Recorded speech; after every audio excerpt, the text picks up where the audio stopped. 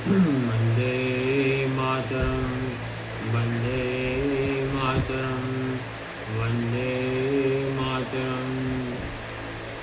श्री सद्गुरुवे नमः।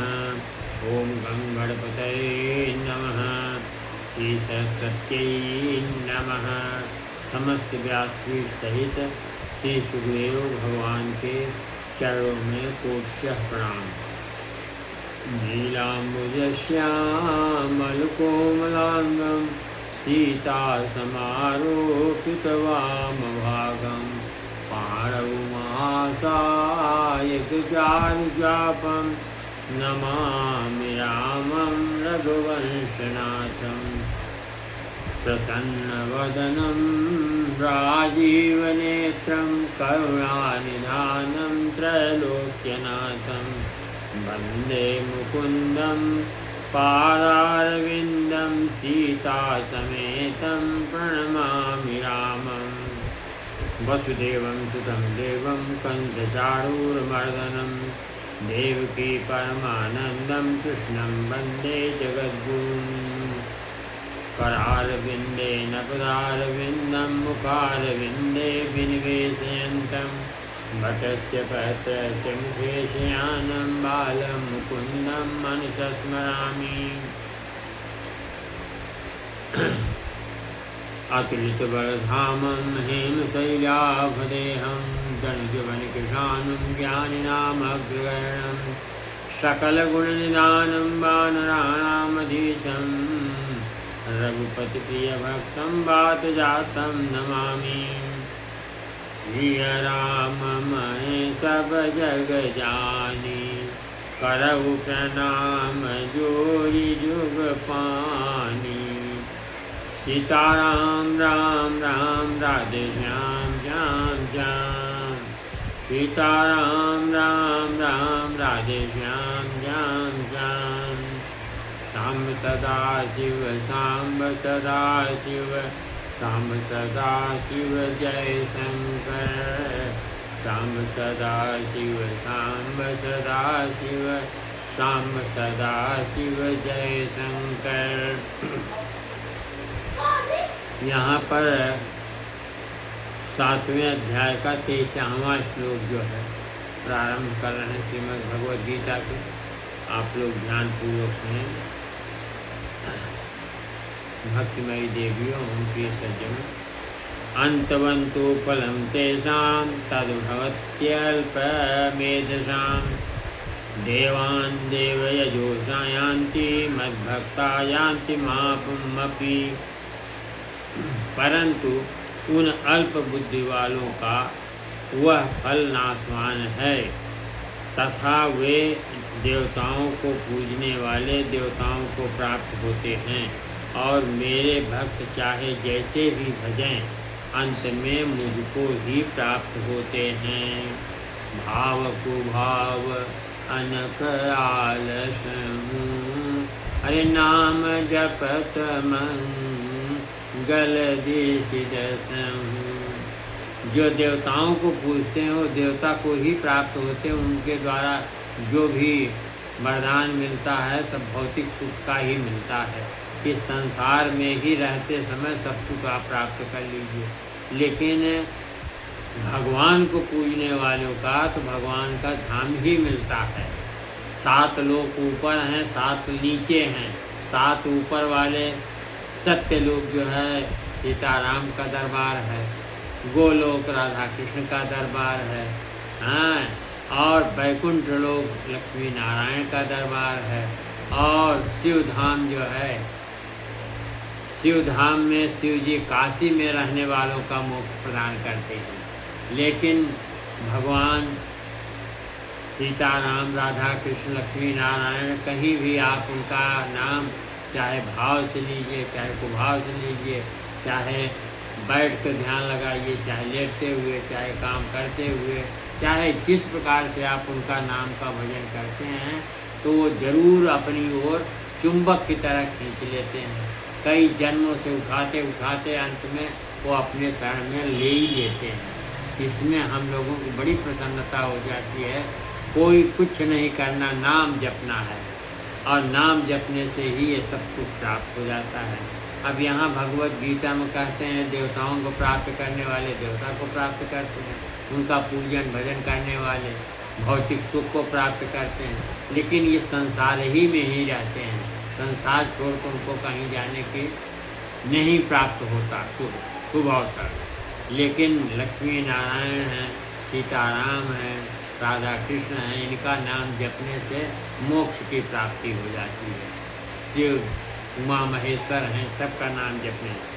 अब यहाँ अर्जुन प्रश्न करते हैं 15वें श्लोक में, जिनको मूढ़ बतलाया गया है उनमें और इन देवताओं की उपासना करने वाले अल्प बुद्धि मनुष्यों में क्या अंतर है और इन्हें अल्प बुद्धि कहने का क्या अभिप्राय है। लोग विचार करते हैं ना कि इनको अल्प बुद्धि कहें, मूढ़ बुद्धि क्यों कहा गया है, तो इसका आप उत्तर सुन लीजिए। भगवान कहते हैं 15वें श्लोक में, भगवान की भक्ति न करके पापाचरण करने वाले नराधमों को असुर स्वभाव से युक्त मूढ़ बतलाया गया है। यहाँ ये पापाचरण से रहित और शास्त्र विधि से देवताओं की उपासना करने वाले होने के कारण उन लोगों की अपेक्षा कहीं श्रेष्ठ हैं और आसुर भाव को प्राप्त तथा सर्वथा मूढ़ भी नहीं हैं, परंतु कामनाओं के बस में होकर अन्य देवताओं को भगवान से पृथक मानकर भोग वस्तुओं के लिए उनकी उपासना करते हैं। इसलिए भक्तों की अपेक्षा निम्न श्रेणी के और अल्प बुद्धि तो है ही। यदि इनकी बुद्धि अल्प न होती तो इस बात को अवश्य समझते कि सब देवताओं के रूप में भगवान ही समस्त पूजाओं को और आहुतियों को ग्रहण करते हैं तथा भगवान ही सबके एकमात्र परम अधीश्वर हैं, मालिक हैं।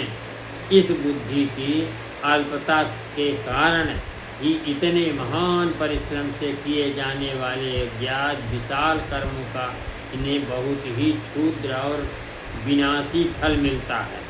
यदि वे बुद्धिमान होते तो भगवान के प्रभाव को समझकर भगवान की उपासना के लिए ही इतना परिश्रम करते, अथवा समस्त देवताओं को भगवान से अभिन्न समझकर भगवत प्राप्ति के लिए उनकी उपासना करते हैं, तो इतने ही परिश्रम से ये उस महान और दुर्लभ फल को प्राप्त करके कृतकृत्य हो जाते।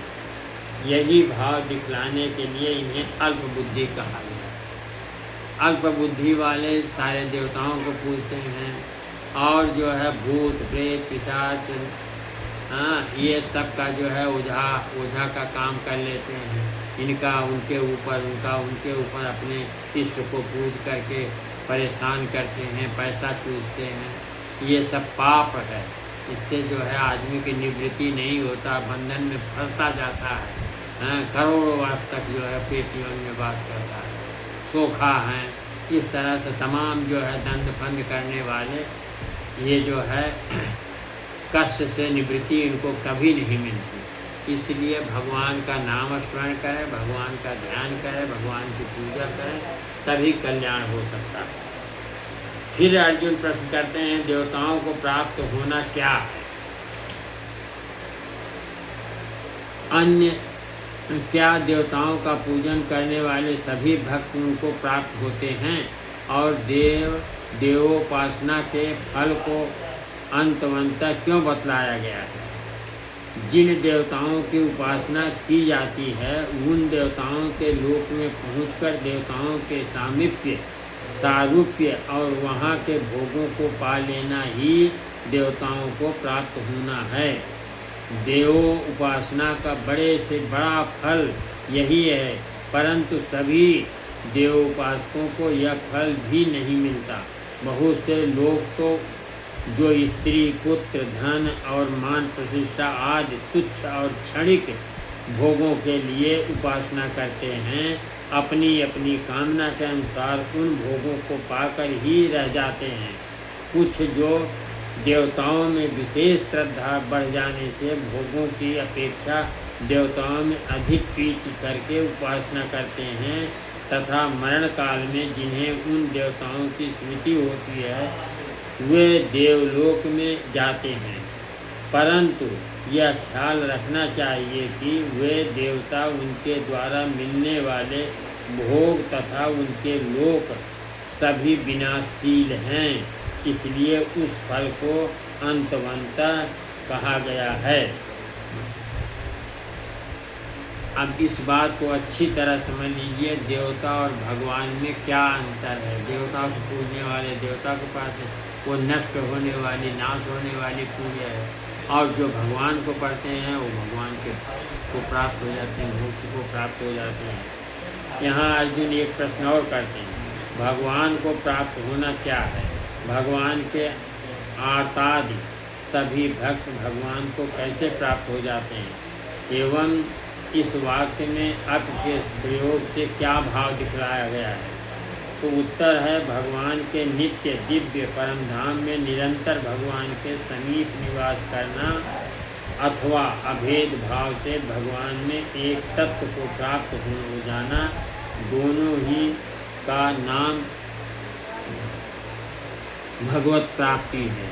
भगवान के ज्ञानी भक्तों की दृष्टि में तो संपूर्ण जगत भगवान का ही स्वरूप है, अतः उनको तो भगवान नित्य प्राप्त हैं ही, उनके लिए तो कुछ कहना ही नहीं है।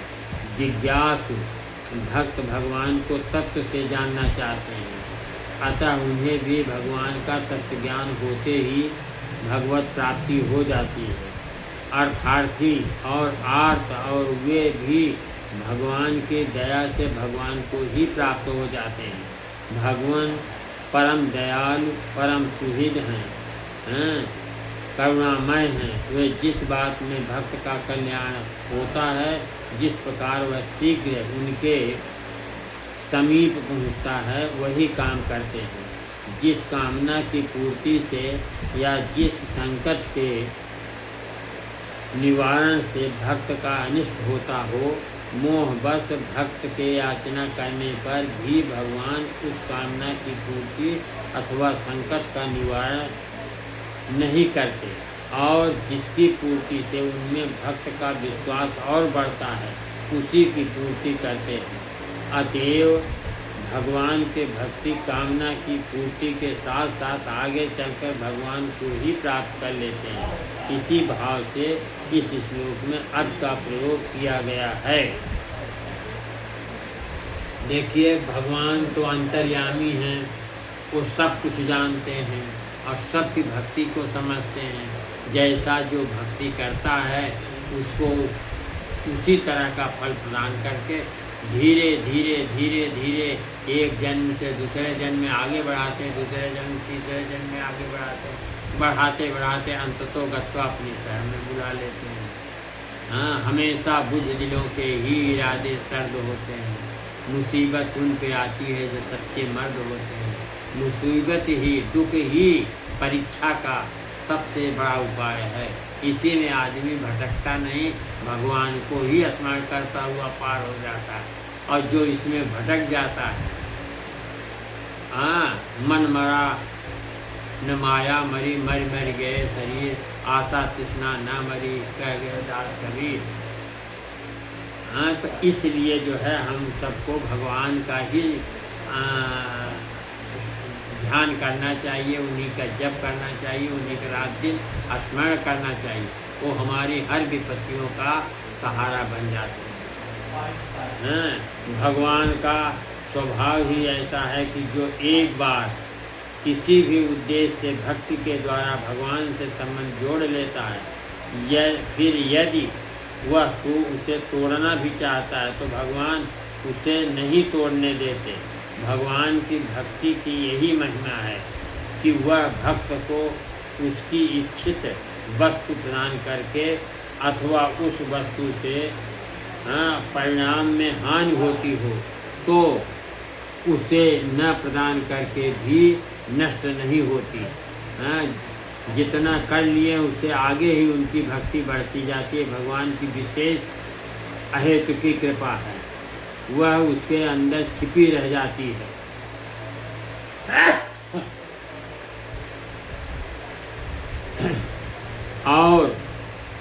पास पाते ही उसे भगवान की ओर खींच ले जाती है। एक बार किसी भी कारण से मिली हुई भक्ति अनेक जन्म तक बीतने पर भी तब तक उसका पिंड नहीं जाती छोड़ती जब तक उसे भगवान की प्राप्ति नहीं करा देती। और भगवान की प्राप्ति होने के पश्चात तो भक्ति के छूटने का प्रश्न ही नहीं हो रहता। फिर तो भक्ति और भक्त भगवान की एकता ही हो जाती है। दोनों भगवान उसको अपने में ग्रहण कर लेते हैं, इसलिए भटकने की आवश्यकता नहीं है। संसार भ्रम का जाल है गृह, कारण नाना जंजाला तेहते दुर्लभ शैल विशाला, इसलिए इसमें भटकने की जरूरत नहीं है। जब भगवान इतने प्रेमी दया सागर हैं कि जिस किसी प्रकार से भजने वाले को अपने स्वरूप की प्राप्ति करा ही देते हैं, तो फिर सभी लोग उनको क्यों नहीं भजते। इस जिज्ञासा पर भगवान कहते हैं कि अव्यक्तम व्यक्तिमापन्नम मन्यते माम बुद्धयः परम भाव म जानन्तो ममाप्ययमनुक्तमम। बुद्धिमान पुरुष मेरे अनुत्तम अविनाशी परम भाव को न जानते हुए मन इंद्रियों से परे मुझे सच्चिदानंद घन परमात्मा को मनुष्य की भांति जन्म कर व्यक्ति भाव को प्राप्त हुआ मानते हैं। अब प्रश्न अर्जुन करते हैं, इसको समझने की बात है कि अबुद्धेय पद कैसे मनुष्यों का वाचक है। भगवान के अनुत्तम अविनाशी परम भाव को न जानना क्या है। तो भगवान के गुण प्रभाव नाम स्वरूप और लीला आदि में जिनका विश्वास नहीं है तथा जिनकी मोहावृत्ति और विषय विमोहित बुद्धि तर्क जालों से समाच्छन्न है, वे मनुष्य बुद्धिहीन हैं। उन्हीं के लिए अबुद्धेय का प्रयोग किया गया है। जैसे हम लोग बैठ जाते हैं ग्रुप बना करके, तो सांसारिक वार्ता में ही सारा जीवन हमारा चला जाता है।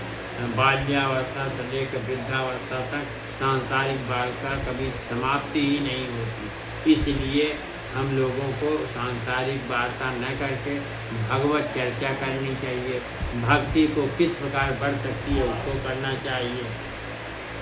ऐसे लोगों की बुद्धि में यह बात आती ही नहीं है कि समस्त जगत भगवान का ही द्विविध प्रकृतियों का विस्तार है और उन दोनों प्रकृतियों के परमाधार होने से भगवान ही सबसे उत्तम हैं। उनसे उत्तम और कोई भी नहीं है।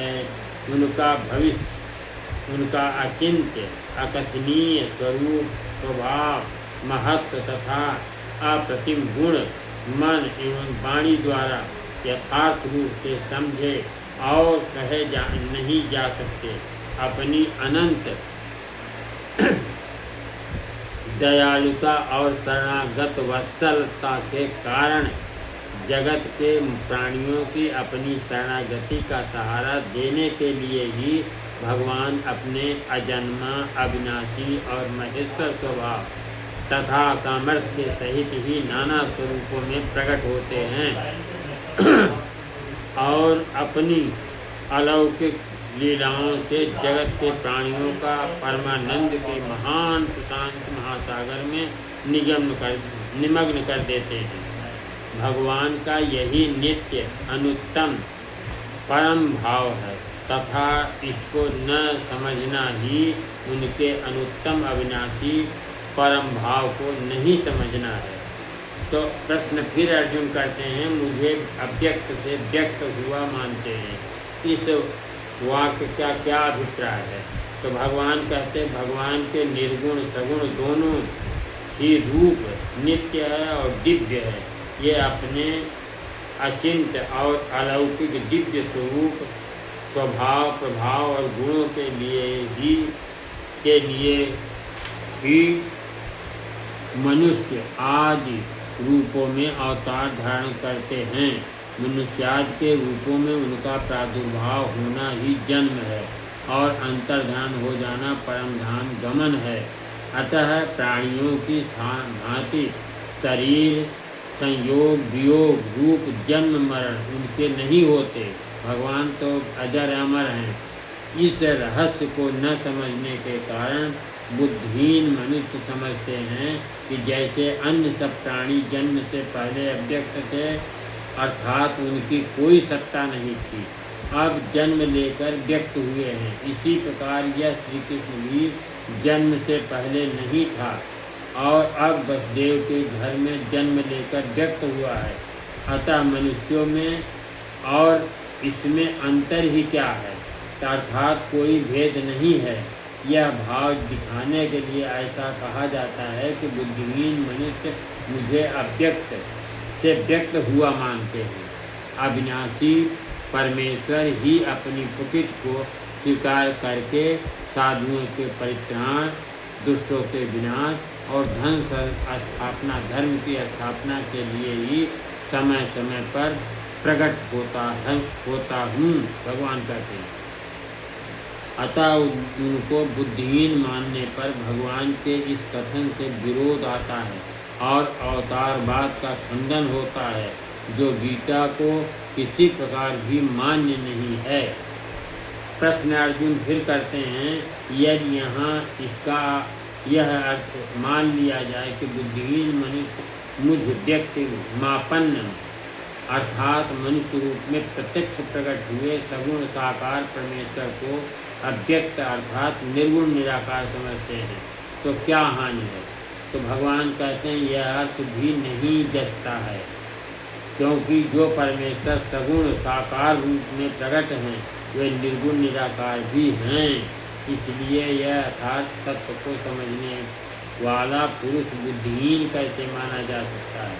भगवान ने स्वयं कहा है कि मुझ अव्यक्त निराकार स्वरूप से यह समस्त जगत व्याप्त है। अतएव जो अर्थ किया गया है वह ठीक मालूम होता है। इस प्रकार मनुष्य के रूप में प्रकट सर्वशक्तिमान परमेश्वर को लोग साधारण मनुष्य क्यों समझते हैं, इस पर आगे बताया जाएगा। यहीं पर हम विराम देते हैं और अब दो चौपाई जो है भगवान गोस्वामी जी की भी हम लोग देख लें। हाँ,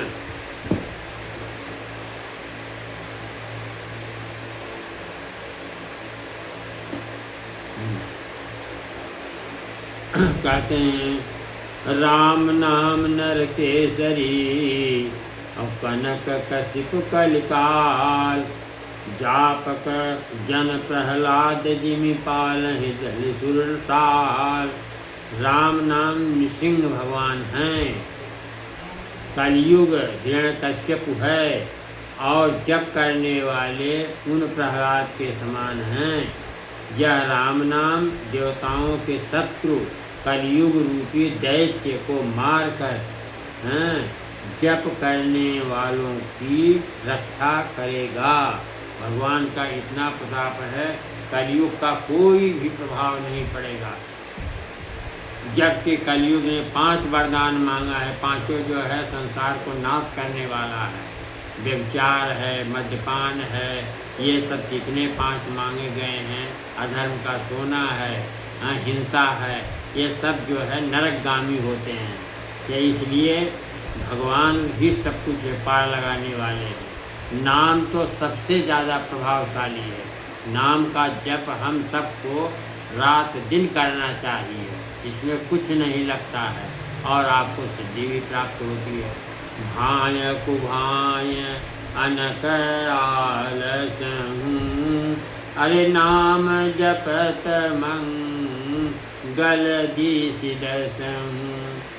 मीश्वरा नाम राम गुण गाथा, करुणाई रघु नाथ हिमाथा।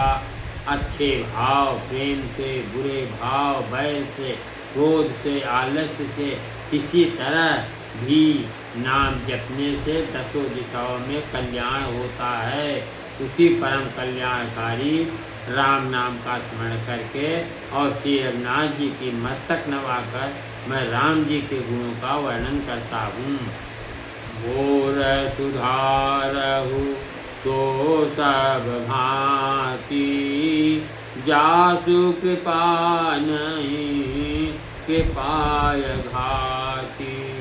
राम सुस्वामी कुसेव कुमोसे, निज दिश देखी दया निधि पोसे। वे श्री राम जी मेरी बिगड़ी सब तरह से सुधार लेंगे, जिनकी कृपा करने से नहीं अघाती है। राम से उत्तम स्वामी मुझ सरीखा बुरा सेवक, इतने पर भी उन दयानिधि ने अपनी ओर देखकर मेरा पालन किया है। गोस्वामी जी कह रहे हैं कि लोकाहु वेद सुसाही वरीति, अभिनय सुनत पहचानत प्रीति। घनीय गरीब ब्राह्मण नागर, पंडित मूढ़ मदीन उजागर। लोक और वेद में भी स्वामी की यही रीत प्रसिद्ध है। वह बिना सुनते ही प्रेम को पहचान लेते हैं। अमीर गरीब गंवार नगर और निवासी, पंडित मूर्ख बदनाम यशस्वी सबको जान लेते हैं भगवान। सुकवि कुकवि निज मति अनुहारी, नृपहि सरात सब नर नारी। साधु सुजान सुशील नृपाला, ईशयंस भव परम कृपाला। सुकवि कुकवि सभी नर नारी अपनी अपनी बुद्धि के अनुसार राजा की सराहना करते हैं, और साधु बुद्धिमान सुशील ईश्वर के अंश से उत्पन्न कृपाल राजा हैं। सुनी सन्मानहि सबहि सुबानी, भनति भगति नति गति पहचानी। यह प्राकृत महि पाल स्वभाव, जान शिरोमणि कौशल राव। सबकी सुनकर उनकी वाणी भक्ति विनय और चाल को पहचान कर सुंदर मीठी वाणी से सबका यथा योग्य सम्मान करते हैं। और यह स्वभाव तो संसारी राजाओं का है। कौशलनाथ श्री राम जी तो चतुर शिरोमणि हैं।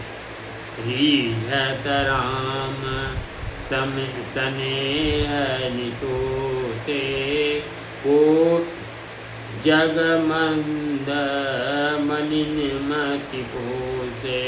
कहते श्री राम जी विशुद्ध प्रेम से ही रीझते हैं। यह अपन जगत में मुझसे बढ़कर मूर्ख और मलिन बुद्धि और कौन होगा। कि गोस्वामी जी का अपने लिए कह रहे हैं। इसलिए निर्मल निर्मल मन जन को मोहि पावा, मोहि कपट छल छिद्रन भावा। पवित्र विचार से भगवान श्री राम का जप करिए, आनंद लीजिए। धीरे धीरे धीरे धीरे सारे शत्रुओं का जो अंदर प्रवेश किए सबकी समाप्ति हो जाएगी और निर्मल भक्ति भगवान को प्राप्त करा देगी। इसलिए अब यही कथा का विराम करते हैं। सीताराम राम राम राधे श्याम श्याम श्याम। सीताराम राम राम राधे श्याम श्याम श्याम। सीताराम राम राम राधे श्याम श्याम श्याम। सीताराम राम राम राधे श्याम श्याम श्याम। सांब सदा शिव सांब सदा शिव, सांब सदा शिव जय शंकर। सांब सदा शिव सांब सदा शिव, सांब सदा शिव जय शंकर। दुर्गति नाशनि दुर्गा जय जय, काल विनाशनि काली जय जय, उमा रमा ब्रह्माणी जय जय, सीता राधा रुक्मणी जय जय, सांब सदा शिव सांब सदा शिव, सांब सदा शिव जय शंकर। बोलो सियावर रामचंद्र की जय, उमापति महादेव की जय, पवन सुत हनुमान की जय। बोलो सब संतन की जय। धर्म की जय हो, अधर्म का नाश हो, प्राणियों में सद्भावना हो, गौ वध बंद हो, गौ माता की जय हो, विश्व का कल्याण हो, विश्व का कल्याण हो, विश्व का। हर हर हर महादेव।